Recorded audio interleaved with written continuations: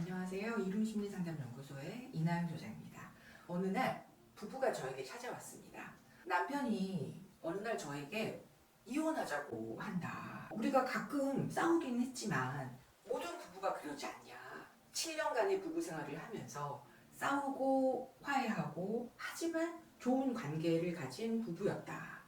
그런데 남편이 나에게 이혼하자고 하는 건 도저히 이해가 안 가고 너무나 나에게는 청정병력 같은 소식이다 라고 저한테 호소하셨어요. 아내분이 이렇게 얘기합니다. 왜 나랑 이혼하려고 하냐? 도대체 애는 어떻게 하려고 하고? 혹시 여자가 생겼냐? 이런 말을 해도 남편은 아니라고 합니다. 그냥 내가 지금까지 사는 게 너무나 우울하고 무기력하고 회사도 다니고 싶지 않고 너무 힘들다. 그러니 제발 나를 놔줘라. 이 부부는 지방에서 주말 부부를 해왔었고 이렇게 아내가 남편에게 애걸복걸하고 달래보기도 하고 화도 내보고 하다가 그러면 마지막으로 부부 상담을 해보자 라는 말을 하고 여기를 찾아오신 겁니다. 이런 주요 호소를 가진 남편이라면 우울도 뜨고 불안도 뜨고 뭔가 이런 만성 우울증이 보여야 되는데 그런 사인이 전혀 보이지 않는 거예요. 그래서 저는 아내에게 물었습니다. 혹시 남편분이 여자 관계나 어떤 다른 이슈가 혹시 있을까요? 라고 제가 물었어요. 그랬더니 아내는 저희 남편은 절대 외도를 할 그런 남자가 아닙니다. 라고 말씀을 하셨습니다. 심리검사 결과 이 부부를 보니 각자 자신의 역할에만 너무 충실하고 너무 열심히 살아온 그런 부부였더라고요. 상담이 4회 정도 진행되던 어느 날 아내가 전혀 문제가 없다고 느꼈던 우리 부부 관계에 있어서 우리가 각자 역할에만 충실했지 어떤 감정을 교류하거나 서로에게는 너무나 무관심했다는 것을 느끼게 됐어요. 남편에게 너무 미안한 마음이 들어서 깜짝 이벤트를 하려고 한 번도 그동안 찾아보지 않았던 남편의 자취방에 음식을 맛있게 해서 예고 없이 찾아갔다고 합니다. 그런데 있어야 될 남편이 없는 거예요.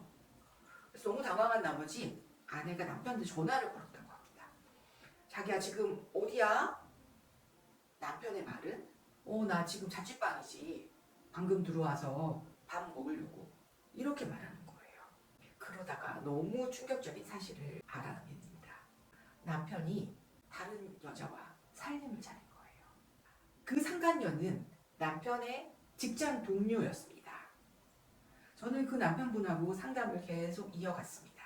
부모님이 갈등이 너무 심해서 어렸을 때는 날려보기도 하고 무서워서 맨날 울기도 하던 아이가 성장하는 과정에서 이게 더 이상 할 수 없는 상황이구나는 거를 깨닫고 그 다음부터는 어쩌면 공부와 학교가 자신의 도피처가 된 것 같았어요. 자신이 공부를 할 때는 부모님의 생각이 나지 않았고 미래를 생각하고 자신에게 몰입할 수 있는 시간이었다고 합니다.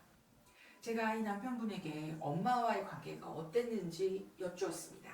그랬더니 엄마는 항상 우울하고 힘들어 보였고 너무 약해 보여서 나는 엄마에게 한 번도 나의 속 얘기나 고민을 털어놓지 않고 내 스스로 내 진로나 내 학습을 혼자 해왔다고 합니다. 그 남편분이 말하기를 나는 아이들하고 그렇게 어울려 본 적이 별로 없고 대학에서도 아이들은 몰려다니면서 술을 마시고 여자들을 만났지만 나는 그런 것에 사실 자신이 없었어요. 그래서 나는 내가 익숙하고 자신 있는 것만 한 것이 공부였고 그 덕분에 좋은 직장에 들어갔는데 직장에서 왠지 소외감이 느껴지고 나를 인정해주는 느낌을 받지 못했어요. 직장 동기들은 능력도 좋지만 상사들과의 관계도 좋고 인정을 받는데 자신은 인정을 받지 못하는 거예요. 그러던 어느 날 프로젝트를 함께하는 회사 동기에게 스트레스를 얘기하게 되었고 그런 것들에 대해서 그 회사 동료는 이런 나에게 너무나 따뜻한 위로와 공감을 해줬다고 합니다. 이렇게 시간이 지나면서 남편분은 그 여성분과 넘지 말아야 될 선을 넘은 것 같습니다. 어떠세요, 여러분? 얘기를 듣고 물론 이 남편분이 절대 잘한 건 아닙니다. 그렇지만 처음에 들었던 외도한 남편, 이 남편이 괴물로만 보였는데 이 얘기를 듣고 나니 어느 정도 좀 이해가 되는 면도 있지 않나요?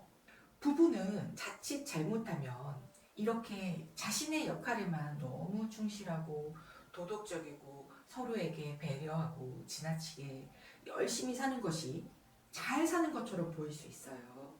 그런데 여기에서 정말 큰 것이 빠진 겁니다. 정서적인 소통이에요. 많이 들으셨죠? 정서적인 소통, 부부에서 되게 중요하다고. 근데 그게 뭐예요? 정서적 소통은 남들한테 보여주지 못했던, 절대 남들한테 보여줄 수 없는 자신의 약하고 어쩌면 아이 같은 모습, 이런 모습을 보여주고, 그 보여줬을 때 상대 배우자한테 안정감을 느끼고 수용되는 그런 느낌을 받는 것이 정서적인 소통입니다. 사람은요, 이렇게 좋을 때 가까워지는 것보다요, 힘들 때, 정말 스트레스 상황에서 이런 감정을 소통하고 이것이 수용되고 그 안에서 안정감을 찾는 것에서 상당히 정서적으로 가까워지게 돼요. 우리 부부 관계는 이렇게 정서적으로 소통하고 계신가요? 이 시간을 통해서 한번 돌아보시면 좋을 것 같습니다. 이상입니다. 감사합니다.